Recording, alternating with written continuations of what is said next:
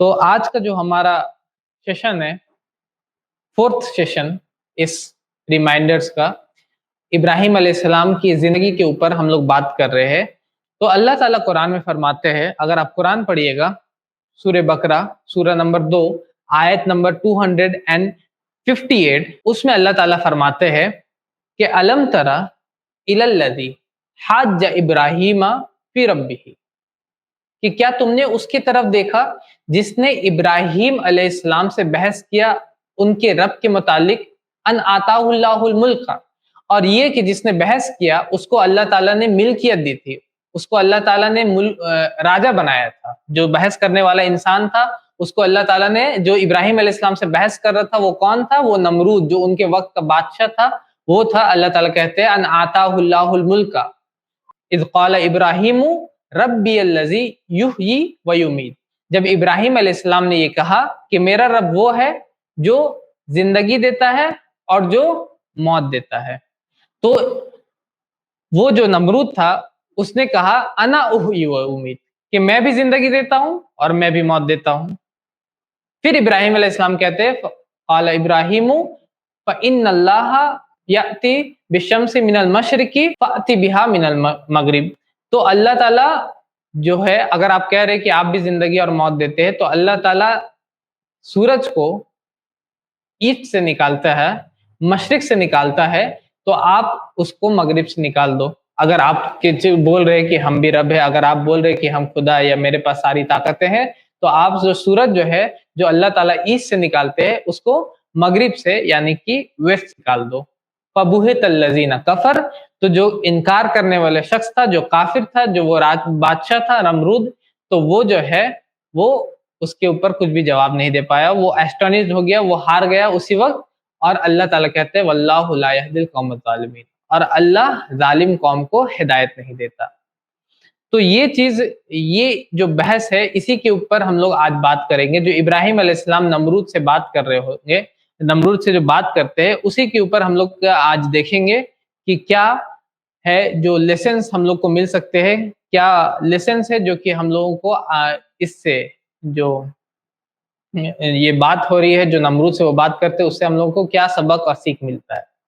सबसे पहले नंबर 1 जो हम लोग को यहाँ पे लेसन मिलता है, नंबर 1 जो हम लोगों को यहाँ पे सीख मिलता है, सबक मिलता है, वो है डिबेट इन दावा का, कि जब आप दावत करते हैं तो आपको लोगों से बहस भी करना पड़ेगा। अल्लाह ताला कुरान फरमाते हैं, सूरह नहल, सूरह नंबर 16, आयत नंबर 125 में अल्लाह ताला कहते हैं उदउ इला सबील रब्बिका बिल हिकमा वल मौइज़तिल हसना वजादिलहुम बिल्लती हिया अहसन, कि आप लोग बात करो, लोगों को बुलाओ, लोगों को दावत करो अपने रब के रास्ते की तरफ हिकमत के साथ और बेहतरीन तरीके के साथ, और उनसे बात करो उस तरीके से जो कि सबसे अच्छा है।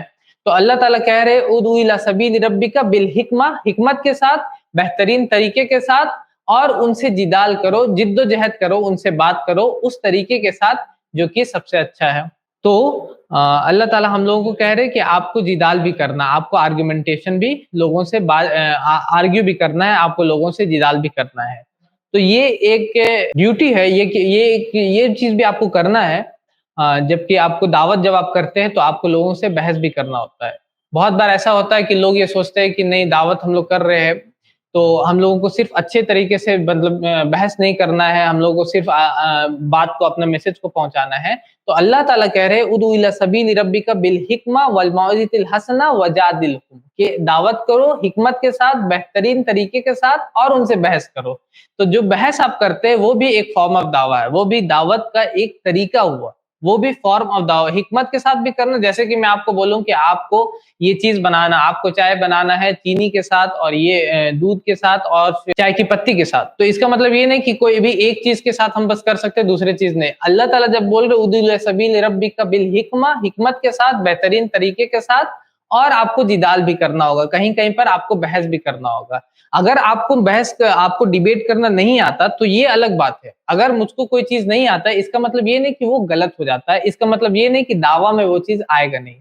दावा में डिबेट भी उसी तरह आता है जिस तरह की मैसेज पहुंचाना आता है। जब आप डिबेट करते हैं तो डिबेट आप इसलिए नहीं करते कि आप सिर्फ सामने वालों को गलत साबित करें या आप सिर्फ अपने आप को ऊंचा साबित करें, बल्कि डिबेट आप इसलिए करते हैं ताकि आप सही को सही और गलत को गलत बता सके।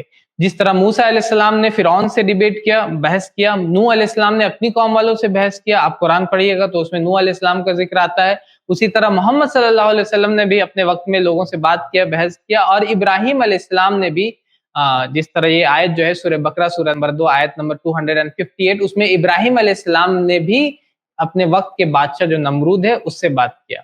तो सबसे पहले वन ऑन वन जो दावा था जो कि इब्राहिम अलैहिस्सलाम ने अपने फादर आजर से किया, उसके बाद पब्लिकली जो उन्होंने अपने लोगों से किया। और यहाँ पे आज का जो सेशन है उसमें हम लोग देख रहे हैं कि किस तरह हम लोग को डिबेट भी करना होता है, बहस भी करना होता है लोगों से, जो कि एक फॉर्म ऑफ दावा है।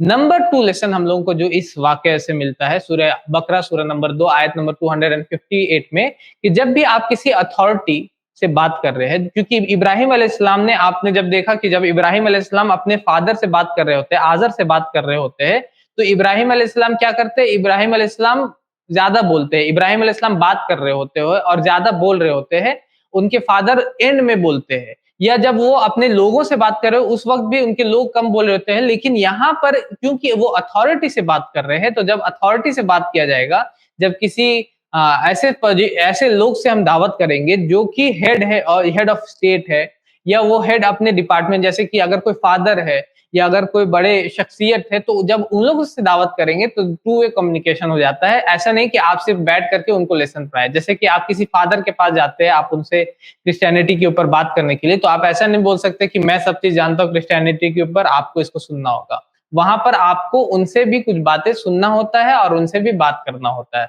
तो नंबर 2 जो हम लोगों को यहाँ पर सबक मिल रहा है इससे, कि हम लोगों को लोगों से जब अथॉरिटी वाले लोगों से बात करते हैं, तो हम लोगों को उसी के साथ साथ उनसे जब हम लोग दावा करते हैं तो उनकी भी बात को सुनना पड़ता है। हाँ, दूसरे लोगों के वक्त में भी हम लोगों को सुनना पड़ता है। ऐसा नहीं कि दूसरे लोगों को सिर्फ आप सुनाएंगे, लेकिन यहाँ क्योंकि अथॉरिटी तो एक तरह से एक लेवल ऊपर है, तो जब भी एक दावा का तरीका है, जैसे कि जब मैं किसी फादर या किसी प्रीस्ट या किसी पोजीशन वाले इंसान से मिलता हूँ, तो मैं एक तरीका यूज करता हूँ कि मैं उनसे क्वेश्चन करता हूँ। ये नहीं बोलता हूँ कि आपको ये नहीं पता, बल्कि मैं उनसे सवाल करता हूँ इस तरह कि लगे कि उनको कि मुझे नहीं पता, मैं उनसे सवाल कर रहा हूँ और फिर मैं उनसे बात करता हूँ। तो नंबर 2 लेसन, कि जब आप किसी अथॉरिटी वाले से बात करें तो ये हो सकता है कि आपको उस तरीके से अपने लहजे को, अपनी बात को करना पड़ता है, अपने बात को अच्छे तरीके से सामने को पेश करना रहता है। नंबर 3 लेसन जो हम लोगों को यहाँ पर मिल रहा है, जब इब्राहिम अलैहिस्सलाम ने नमरूद को बोला, इस आयत में जैसे कि हम लोग को मिलता है कि जब इब्राहिम अलैहिस्सलाम ने को नमरूद ने पूछा कि कौन है रब, क्योंकि वो कहता था कि मैं ही रब हूँ। जिस तरह फिरौन कहता था कि मैं रब हूँ, मैं ही तुम्हारा सब चीज को चलाने वाला हूँ, मैं किसी और रब को नहीं जानता, मैं किसी और खालिक को नहीं जानता। उसी तरह नमरूद भी जो बादशाह था इब्राहिम अलैहिस्सलाम के वक्त में, जो किंग था, वो कहता था कि मैं ही रब हूँ, मैं किसी को नहीं जानता कि कौन रब है और कौन चलाने वाला। तो जब वो इब्राहिम अलैहिस्सलाम से पूछते हैं कि कौन है तुम्हारा रब, कौन है रब, मुझको छोड़ के किसको तुम रब बोल रहे, तो वो कहते हैं कि रब्बी अल्लज़ी युहयी व युमीत, कि मेरा रब वो है जो कि जिंदगी और मौत देता है। अल्लाह सुब्हानहू तआला के बारे में बोले कि मेरा रब वो है। जाहिर सी बात है, अगर कोई भी आपसे पूछेगा कि कौन है अल्लाह, तो आप बोलेंगे कि खालिक है, बनाने वाले हैं, हम सबका क्रिएटर है, उन्हीं ने सबको जिंदगी दी, वही सबको मौत देता। आप इस तरह बोलिएगा तो वही इब्राहिम अलैहिस्सलाम कह रहे हैं कि रब्बी अल्लज़ी युहयी व युमीत, कि मेरा रब वो है जो कि जिंदगी और मौत देता है। लेकिन वो परफेक्ट आर्गुमेंट था उनका, परफेक्ट बात थी उनकी। लेकिन उसके ऊपर नमरूद क्या करता है, वो क्या बुलाता है, दो इंसान को बुलाते हैं। एक को सजाए मौत दिया हुआ था, दोनों को बल्कि सजाए मौत दिया हुआ था, तो एक को वो छोड़ देता है और एक को मार देता है। तो वहां पर बोलता है कि देखो, जिसको सजाए मौत दिया हुआ था मैंने उसको छोड़ दिया, तो मतलब मैंने उसको जिंदगी दे दी। उसी तरह एक को मैंने मार दिया तो मैंने उसको मौत दे दी। तो यहाँ इब्राहिम अलैहिस्सलाम के आर्गुमेंट, जो कि सही आर्गुमेंट था, अपनी जगह पे सही आर्गुमेंट था वो, लेकिन वहां पर उसका जवाब में जो नमरूद था उसने ये रिप्लाई कर दिया। वहां पर उसने दो लोग को बुलाया और एक को मार दिया, एक को नहीं मारा। जिसको मार दिया, जिसको छोड़ दिया उसको बोला इसको मैंने जिंदगी दे दी, और जिसको मार दिया उसको बोला इसको मैंने मौत दे दी। तुमने तो बोला कि अल्लाह वो है जो तुम्हारा रब वो है जो जिंदगी और मौत देता, मैं भी देखो जिंदगी और मौत दे रहा है। तब इब्राहिम अलैहिस्सलाम कहते हैं, अच्छा अगर तुमको ये लगता है कि तुम जिंदगी और मौत दे रहे हो और तुम रब हो, तो अल्लाह ताला मशरिक यानी कि ईस्ट से सूरज को निकालते हैं डेली। तुम ऐसा करो कि तुम वेस्ट निकाल दो उसको, तुम ऐसा करो कि तुम मगरिब से सूरज को निकाल दो। फबुहित अल्लज़ीना कफर। तो इसके ये आर्गुमेंट के बाद उसके पास जो काफिर था, जो बादशाह था, जो नमरूद था, उसके पास कोई आर्गुमेंट नहीं बचा। जब वो मतलब चौंक गया, वो भौचक्का रह गया, वो एस्टोनिश्ड हो गया कि अब क्या बोलना है, और फिर ये डिबेट वहाँ पर एंड हो जाता है। तो इब्राहिम अलैहिस्सलाम को जब पहला आर्गुमेंट, जो कि उनका सही आर्गुमेंट था, जब उनका रिप्लाई दे दिया गया, तो वो क्या करते हैं, वो एक और आर्गुमेंट देते हैं। ये बता रहा है कि वो प्रिपेयर्ड थे।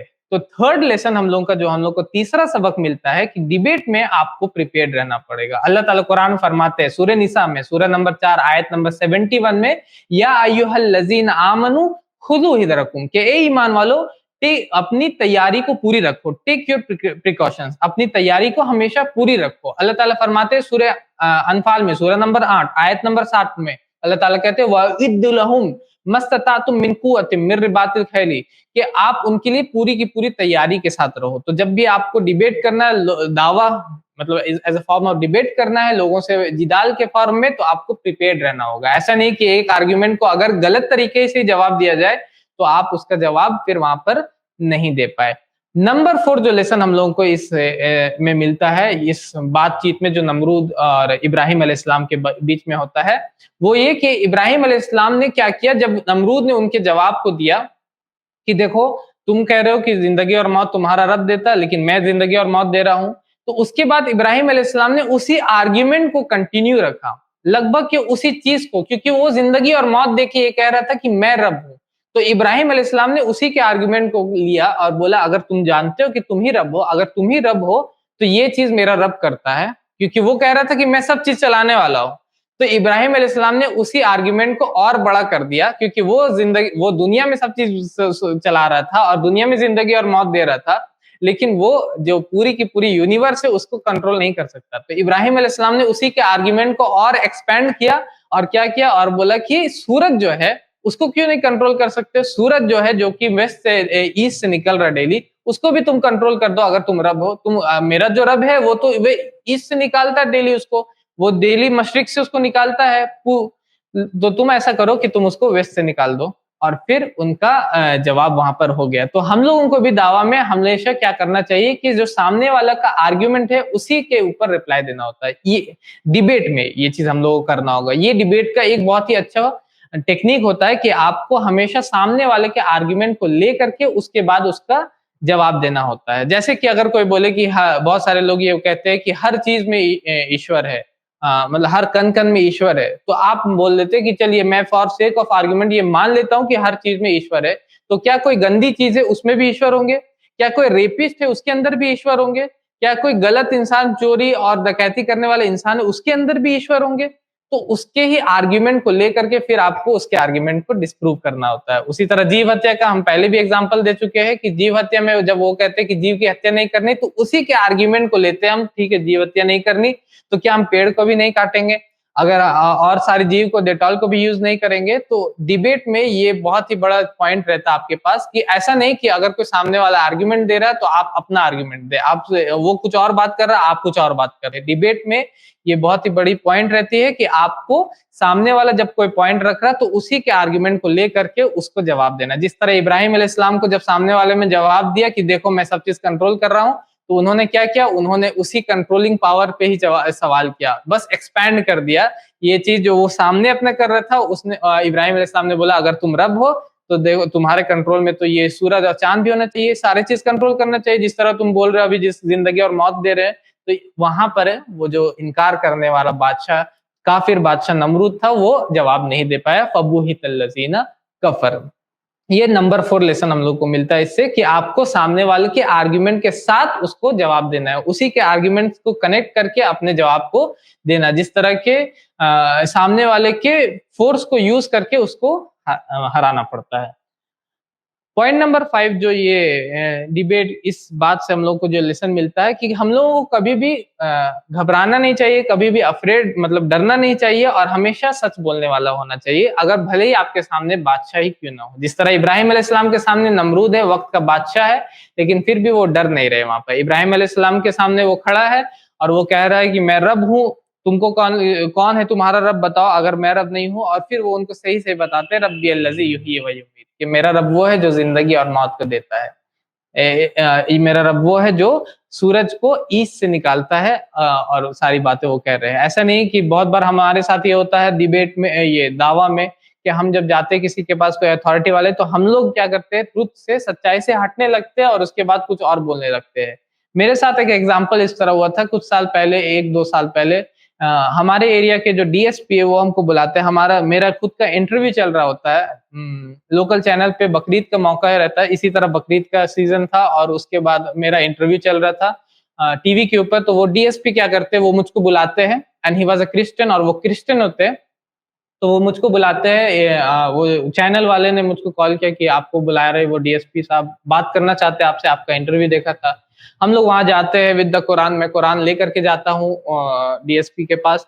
और फिर हम लोग जब बैठते हैं तो डीएसपी साहब जो होते हैं, वो जो क्रिश्चियन है, क्योंकि वो क्रिश्चियन है, तो वो फौरन मुझसे यही सवाल करते हैं कि शदाब, जो क्रिश्चियंस होते हैं वो लोग लविंग होते हैं, बहुत प्यार करने वाले होते हैं, उनको जीसस कैसे सिखाते हैं, अगर तुम उनको कोई एक गाल में मार दे तो दूसरा गाल भी आपको देना चाहिए, लेकिन मुस्लिम जो होते हैं वो हमेशा मारपीट करते रहते हैं, ऐसा क्यों है? तो बहुत सारे जो बहुत सारे हो सकते हैं, बहुत सारे लोग जब वहां पर उनके सामने इस तरह से जब वो बोलने लगे, तो हो सकता है वो कह सकते हैं, नहीं नहीं नहीं डीएसपी साहब, इस्लाम में क्या है कि इस्लाम में भी माफ करना ही है, इस्लाम में लड़ना नहीं है, ये लोग जो लड़ रहे वो गलत कर रहे। लेकिन ये चीज सच्चाई नहीं होगा, ये चीज हाफ ट्रूथ होगा। जब अगर आप इस तरह से बोले, भले ही मेरे सामने किंग हो या मेरे सामने जो भी हो, हमको ट्रूथ से हटना नहीं है। मैंने कहा डीएसपी सर, जीसस क्राइस्ट ने जब बोला कि अगर तुमको कोई एक गाल में मारे तो दूसरा गाल दे दो, ये वो किसी चीज का इलाज कर रहे थे। ज्यूज के यहाँ एक लॉ है, यहूदियों के यहाँ एक लॉ है, an eye for an eye and a tooth for a tooth, कि आंख के बदले आंख और दांत के बदले दांत। अगर कोई तुम्हारा आंख फोड़ दे तो तुम उसका आंख फोड़ सकते हो, अगर तुम्हारा दो दांत तोड़ दे तो तुम उसका दांत तोड़ सकते हो। क्योंकि यहूदी लोग, मूसा अलैहिस्सलाम यहूदी लोग को ले जा रहे थे सिनाई पेनिनसुला से ले जा रहे थे कनान, यानी कि फिलिस्तीन के एरिया में। तो वो लोग रेगिस्तान में 40 साल भटक रहे होते हैं, तो रेगिस्तान उनके पास उतना वक्त नहीं रहता ये फैसला के लिए, जज बैठाने के लिए, लॉयर्स रखने के लिए, वकील रखने के लिए, और पूरा का पूरा सिस्टम। अगर कोई तुम्हारा आंख फोड़ दे तो तुम आंख फोड़ लो, अगर कोई दांत तोड़ ले, क्विक जस्टिस, जल्दी से जस्टिस होना चाहिए, इंसाफ होना चाहिए जल्दी से, और उनके पास ये लेंदी डिस्कशंस का टाइम नहीं था। जीसस क्राइस्ट इन्हीं यहूदियों में आते हैं, और वो क्योंकि यहूदी जब क्या हो गए थे, लिटरल हो गए थे अपने लॉ को लेकर के, वो लोग क्या हो गए थे कि नहीं, अगर an eye for an eye and a tooth for a tooth लिखा हुआ, आंख के बदले आंख, दांत के बदले दांत लिखा हुआ है, तो अगर कोई गलती से भी फोड़ दे, अगर कोई गलती से भी कोई हाथ से कोई चीज लग जाए उसके और कोई मेरा आंख फोड़ दे, लॉ में तो ये लिखा है, an eye for an eye and a tooth for a tooth. अब तो मैं तुम्हारा फोड़ूंगा, अगर क्योंकि तुमने मेरे गलती से ही फोड़ा, लेकिन तुमको फोड़ना है, मैं फोड़ना होगा तुम्हारा आंख। इस चीज का इलाज करते जीसस क्राइस्ट, इस चीज का एंटीड्यूट देते। एक एक्सट्रीम है ये कि कोई भी अगर आंख फोड़ दे, आपका कोई भी कुछ गलती करे तो उसका जवाब देने, एक की दूसरा एक्सट्रीम ये है कि जीसस क्राइस्ट बोल रहे हैं कि अगर कोई एक गाल में मारे तो तुमको दूसरे गाल पे उसका दूसरा गाल भी अपना दे देना, अगर कोई तुम्हारे एक गाल पे मारे तो दूसरा गाल भी दे देना। ये लॉ नहीं बना रहे जीसस क्राइस्ट, क्योंकि ये लॉ नहीं होता, उसका जवाब दे रहे थे, उसका एंटीडोट दे रहे थे। जैसे कि अगर कोई बहुत ही ज्यादा मीठा खा ले तो उसके बाद हम लोग उसको बहुत ही ज्यादा नमकीन या कोई चीज देते हैं ताकि वो एंटीडोट का काम करता है। तो मैंने कहा डीएसपी सर, लेकिन जब जीसस क्राइस्ट वो एंटीड्यूट दे रहे थे वहां पर, लेकिन जीसस क्राइस्ट लॉ नहीं बना रहे थे इसको, जबकि जीसस क्राइस्ट के पास जब खुद जीसस क्राइस्ट को रोमन सोल्जर ने मारा एक गाल में, तो वो बोलते हैं if I have spoken truth bear witness of my truth, कि अगर मैंने सच कहा तो ये बोलो कि मैंने सच कहा, बट इफ नॉट, अगर नहीं, वाई स्माइटेड दो मी, कि तुमने मुझे थप्पड़ क्यों मारा।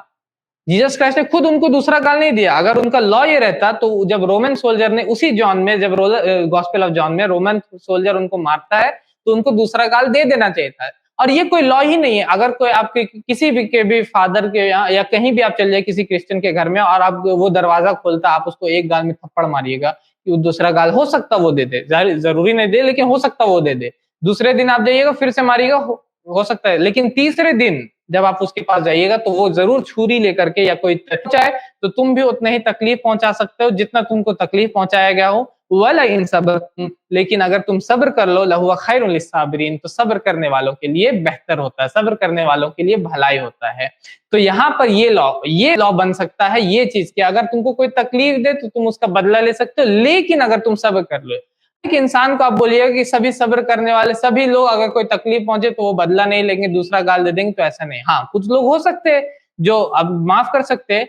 तो ये इस तरह से लॉ बनता। तो मैंने उनको ये चीज सारी चीज बताई वहां पर। तो आपको हमेशा कभी भी डरना नहीं होगा। आप चाहे वो किंग या प्रेसिडेंट या प्राइम मिनिस्टर या किसी अथॉरिटी के सामने आप खड़े, लेकिन आपको हमेशा ट्रूथफुल रहना है, आपको हमेशा बोलना है, जो हक है वो बोलना है। ऐसा नहीं कि अथॉरिटी के सामने तो आप वहां पर बोल दे कि नहीं नहीं नहीं, हम लोग ये हम लोग में भी मना है कि आपको कोई भी चीज किसी से बदला लेना है, ठीक है। तो ये चीज, ये 5 लेसन आज मुझको बताना था, जो कि इब्राहिम अलैहिस्सलाम ने जब नमरूद से बात किया तो वो लोगों ने उन्होंने ये किस तरह बात किया, क्या डिबेट्स में हम लोगों को सबक मिला। नंबर 1 हम लोग को यहाँ पर ये मिलता है कि दावा में डिबेट भी आपको करना होगा। बहुत सारे लोग ये सोचते हैं कि डिबेट करना ये दावा नहीं होता, ऐसा बात नहीं है। डिबेट भी एक दावा का फॉर्म है। डिबेट जो करते हैं वो एक अलग फॉर्म है, एक अलग टेक्निक है, वो पूरा अलग किस तरह से बात करना। हो सकता है सबको नहीं, हो सकता सबको क्रिकेट खेलने नहीं आता, इसका मतलब ये नहीं कि वो गलत हो गया, जिसको नहीं क्रिकेट खेलना ही गलत हो गया या कोई चीज करना गलत हो गया। अगर कोई चीज किसी को नहीं करने आता, उसी तरह डिबेट हो सकता है हर कोई उतना माहिर ना हो उसमें, लेकिन debate is a form of दावा, जिस तरह सूरह नहल सूरह नंबर 16 आयत नंबर 125 में अल्लाह ताला कहते हैं। नंबर 2 लेसन जो हम लोग को मिलता है कि जब हम अथॉरिटी से बात करते हैं, जब किसी पोजीशन वाले इंसान से बात करते हैं, तो हम लोगों को ऐसा नहीं कि हम लोग उनको दर्स देने लगे, उनको बैठ के लेसन सुनाने लगे, उनको बैठ के सिखाने लगे, उस तरह से बात नहीं होगा। लेकिन बात किस तरह से होगा, टू वे कम्युनिकेशन इस तरह से होगा कि आपको उनको इस तरह भी नहीं लगना चाहिए कि आप एकदम आप उनको लेसन सिखाने आए हैं या आप उनको सब चीज बताने आए हैं, क्योंकि उनका वो पोजीशन होता है, उनका वो अथॉरिटी होता है, इसलिए उस तरह से ही उनसे बात किया जाएगा। नंबर 3 हम लोग को प्रिपेयर्ड रहना होगा। जिस तरह इब्राहिम अलैहिस्सलाम को जब पहला आर्ग्यूमेंट का उन्होंने जवाब दिया, नमरूद ने उस तरह जवाब दिया, तो इब्राहिम अलैहिस्सलाम ने फिर से दूसरा आर्ग्यूमेंट दिया। ये बता रहा है कि वो प्रिपेयर्ड थे, उनके पास जवाब तैयार था, वो जान रहे थे कि अगर उन्होंने ये जब जवाब दिया तो ये प्रिपरेशन का उनका मतलब बता रहा है कि वो प्रिपेयर्ड रहते थे। जिस तरह अल्लाह ताला हम लोग को फरमा रहे हैं कि आपको भी प्रिपेयर्ड रहना, जब भी हम डिबेट में जाए तो हमको प्रिपेयर्ड रहना होगा। ये नहीं कि बस अल्लाह हमारे साथ, हमको जो भी करना कर देंगे, उस तरह नहीं, आपको प्रिपेयर्ड होना होता है, तब आप जाकर डिबेट करते हैं। नंबर 4 कि आपको ओपोनेंट्स के आर्गुमेंट, और ये बहुत इंपॉर्टेंट है कि आपको जो ओपोनेंट्स होते हैं, आपका जो सामने वाला है डिबेट में, उसके आर्गुमेंट से ही उसको हराना है, उसके आर्गुमेंट को यूज करके ही उसके आर्गुमेंट को फॉल्स प्रूफ करना है, ठीक है। और नंबर 5 कि आपको कभी भी डरना नहीं। इस इब्राहिम अलैहिस्सलाम और नमरूद के जो वाकया है, इससे हम लोग को यही सबक मिलता है कि कभी भी अथॉरिटी या किसी पोजीशन वाले इंसान के पास जब हम खड़े हैं, तो हम लोगों को सच बोलना है, ट्रुथ बोलना है, उससे पीछे हम लोग को नहीं हटना होगा इंशाअल्लाह। हमारे चैनल IRPC इंडिया को सब्सक्राइब करें और बेल बटन पे क्लिक करें, ताकि हमारा सारा वीडियो आप